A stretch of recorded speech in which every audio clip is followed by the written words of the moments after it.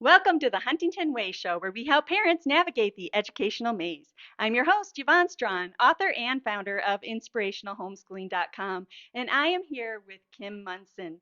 She is a host of the Kim Monson Show, and she looks at the battle of ideas and dissects issues using the litmus test freedom versus force and force versus freedom.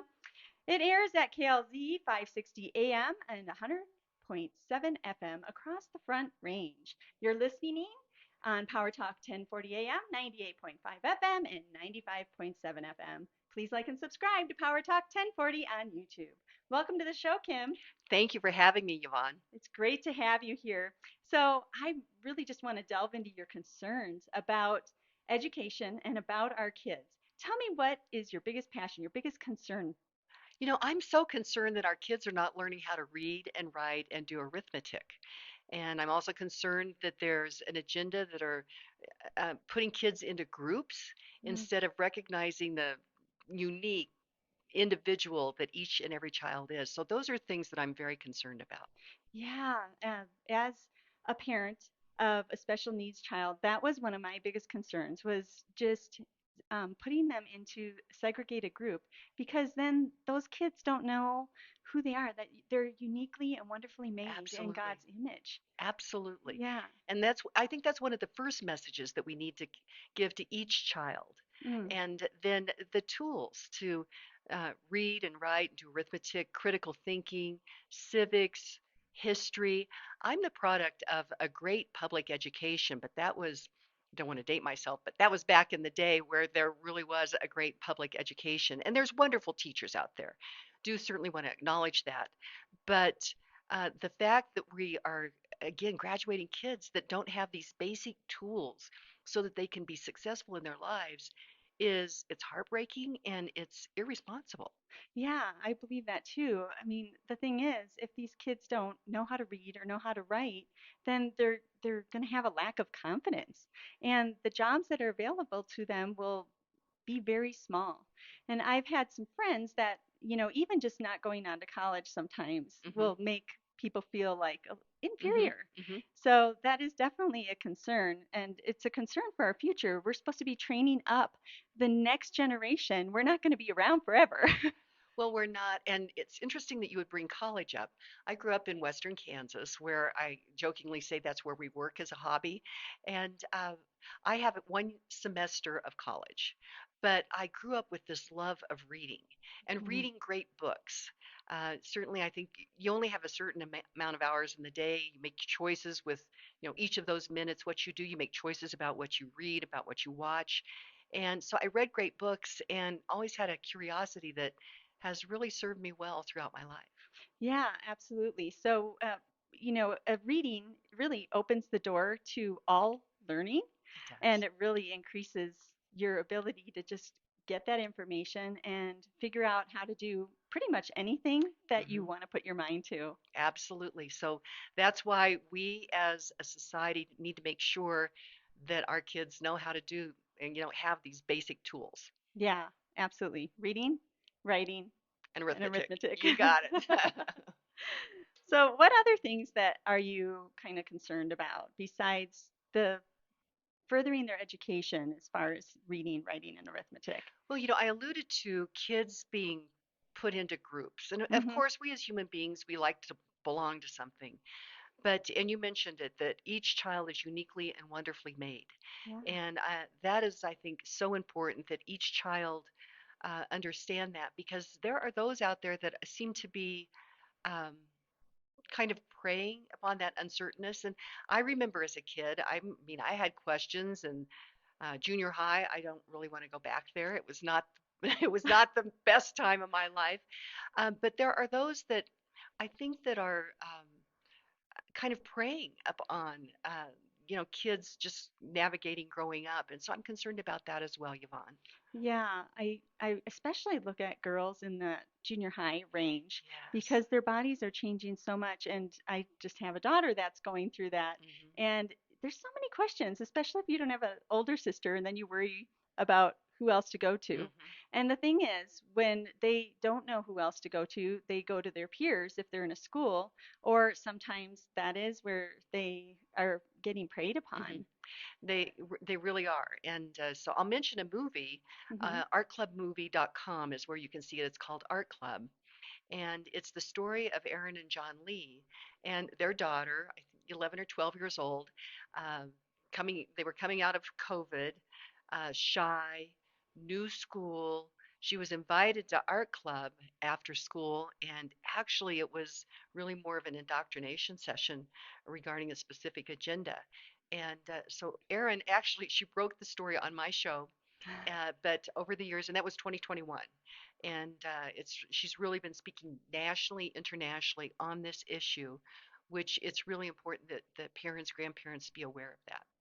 Yeah, absolutely. And I am aware of that movie that Uh-huh. I watched it as well. And it's just so concerning. First of all, these schools are getting in between, or some people in this case are getting in between with an after school club, keeping these kids from their parents and really kind of vetting them against their parents. I mean, if you really think about it, let's say you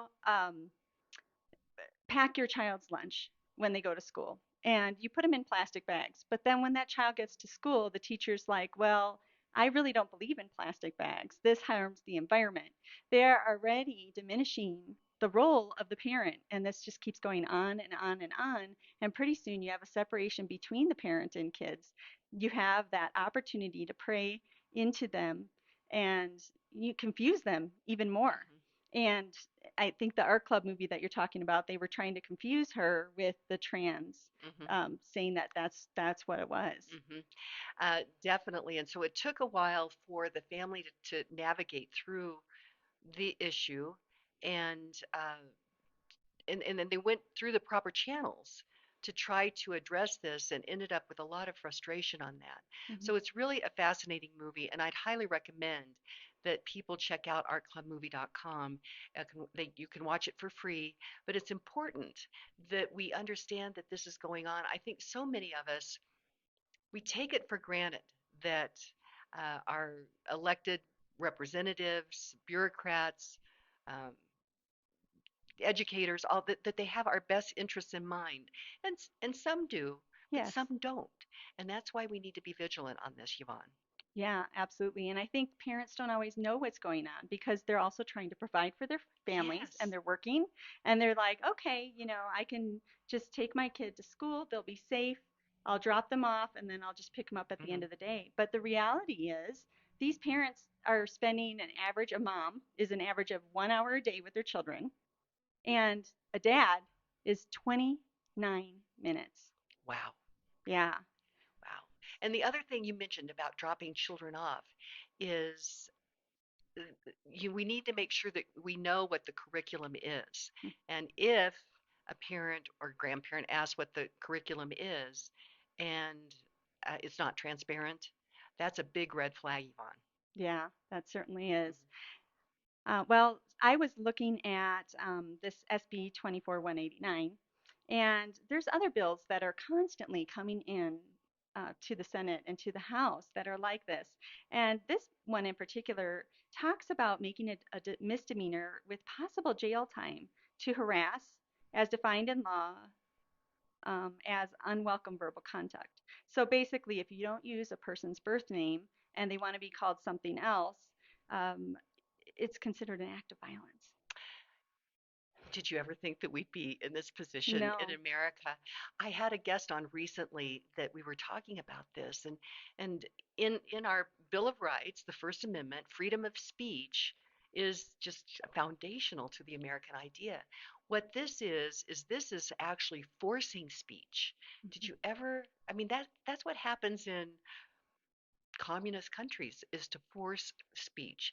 And so this is happening, and like you say, a variety of bills here Mhm. in Colorado. And what I've learned, Yvonne, is that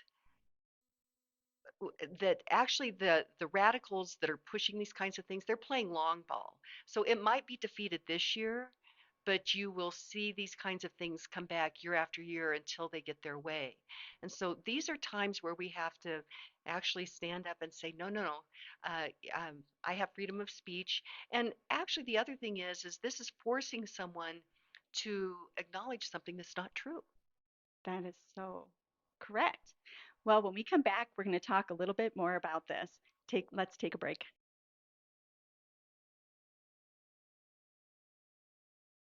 Welcome back to the Huntington Way Show. You're listening on Power Talk 1040 AM, 98.5 FM, and 95.7 FM. Please like and subscribe to Power Talk 1040 on YouTube. I'm your host, Yvonne Strachan, and I am talking with Kim Monson. She has a show up in Denver, KLZ 560 AM and 100.7 FM, where she battles the ideas and dissects issues using the litmus of freedom versus force and force versus freedom. So, Kim, welcome back. It's great to be here. Thank you. Yes. So, I am thinking we just left off with the idea that bills will come back time and again until they get their way. So I was up at the Capitol last week for the homeschool day at the Capitol, and we had a speaker, Kevin Bowden from HSLDA, and he was talking about negative rights versus positive rights. And Okay. so I just want to go into this a little bit. Negative rights is no interference with the ability to obtain something. It's in line with the Fourth Amendment. So, for example, it's like a guarantee to be secure from unreasonable searches and seizures without probable cause. The government's responsible for making sure they do not infringe on our right or our property. And then you have positive rights, which is the Sixth Amendment. It's a requirement for someone else to provide you with something. So, for example, right to a speedy trial with the government must provide through its taxpayer funded judicial system. So they are funding it and therefore they have to ensure the quality. Okay. Okay. So in parental rights, since we're talking about Hmm. kids, right? So a parental right to direct the upbringing, care, and education of their children is a negative right. The government must secure the fundamental right given to us by God and not infringe upon it. They shouldn't be putting any kind of regulation on us. Okay, but the right of a child to a quality education, that's a positive right. That's kind of where they're wanting to move. If you have a positive right that requires the government to provide the education and then ensure the quality, thus making more regulation. What are your thoughts on that? Well, first thing, I'm wondering if we have some legal action that we can take because when we look at the proficiency rate of our children, um, we're not doing very well on that. So that seems like that maybe we should think about some legal action on that.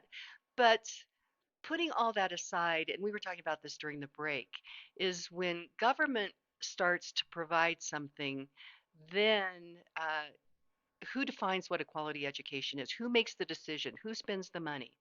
And so what we have seen is there's been agendas that have been funded through public education while our kids are not getting learning the basic tools to be successful in life. And so I'm very concerned about that right. I'm not sure public education is a right, but I know that there are those that like to push that agenda. Yeah, absolutely. And then when you're pushing that agenda, you can go into some of these bills that we were talking about. Like, for instance, well, what do you call a person? Well, now we have something that they're looking at Mhm. and putting regulation on what they feel is right. And I want to go back to what you were talking about is like legal, like we should have some kind of legal ramification, Yes. right? Well, there is actually a case, and I don't remember the exact one. I think it was in Wisconsin, where a child didn't know how to read when they graduated. So the father wanted to sue the school. Okay. And they didn't side with the father. They actually sided with the school, saying that the parent is responsible for educating their kid because they need to come home and do their work and everything, and the parent is responsible for Mhm. that. Well, I think that's probably a positive when we're Yes. starting to think about parental rights. So maybe that's a case that went a different way, but actually, I've loved the fact that they are acknowledging parental rights. And Yvonne, I never dreamed that we here in Colorado, I think, is at the tip of the spear Hmm. with a number of these things that are happening. And I never, ever dreamed that we would have to have discussion, in fact, different legislation, House resolutions to assure that parents have the right to uh, be in charge of the upbringing of their children. I never dreamed we would be here, but we are. Yeah, I never dreamed that we would either. But you look at several passages in the Bible, and it talks about how we are responsible for the raising and educating of our children. And so, what do you think about that? I totally agree. And when we had a politician that said that it takes a village to raise a child, I was very uncomfortable with that. And what I realized, there's no way a village can care about a child the way a parent cares about a child. And yes, it's biblical. We have a responsibility. Children are a great gift. There are days my kids are grown now, but there were days that they were I mean, there's challenging days in raising children, but they are such a blessing. And we need to look at children that way. And we need to honor parents' um, rights to be able to raise their children as they see fit. I understand what happens is there's outliers. There's outliers of parents that are not good parents. And I get that. Hmm. But we need to, I think that outlier is used many times to take away the rights of parents that really love and care for their children. Yeah, I would say most parents do love and care for Hmm. their children. So you're right. Yeah. They'll take that one example and go, okay, we need more regulation. And Hmm. then we lose more and more and more of Right. our freedom. I mean, the Bible tells us to teach our children, raise them up in the Lord. It tells us to administer to them day and night. And we can't do that if they're away from us and the parent only has 29 minutes with that child, Yeah. the father, Yeah. and the mother 1 hour on average. Yeah. So, what do you think about homeschooling? Well, homeschooling, my kids all were public. I used to think public education really kind of trusted that, and I was always very involved in the classroom. Was regularly, I would do volunteer things so that I would interact with the teachers, see what's going on. My understanding that those days are pretty well gone. I think homeschooling, and I had some um, kind of shirt tail relation that they homeschooled their kids, and I saw them at a wedding a few years ago, and I said, "Man, you were ahead of the curve on that." She goes, "Yeah, we homeschooled before homeschooling was cool." And I said, I said, "Well, it's very cool now." Yeah, it just brings that child back to the home Yeah, and really gives the parent time to speak into their hearts yeah. and address any issues that arise at any point.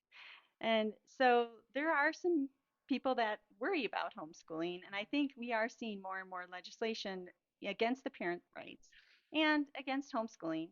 And the other thing that a lot of people don't mention is the charter schools. So I think next time we come back, we're going to need to talk a little bit more about the charter schools and some of the regulations that are going on. Do you have any final thoughts? Well, first of all, I just really appreciate you were a recent guest on my show, and I learned so much about homeschooling, and you're really pretty tops in your field on this, so I really appreciate that. Yeah, thank you so much. So share how people can find you. Okay. My website is Kim Monson. That's MONSON.com. We have all of our show recaps there, as well as you can find the show recaps or podcasts on iTunes and Spotify. And we have a number of writers that write for us as well. So just check out KimMonson.com. Again, that's MONSON.com. Great. Thank you so much for being here, Kim. This is Yvonne Strachan, today's host on the Huntington Way Show, where we support you in educating your kids. Thank you for joining us.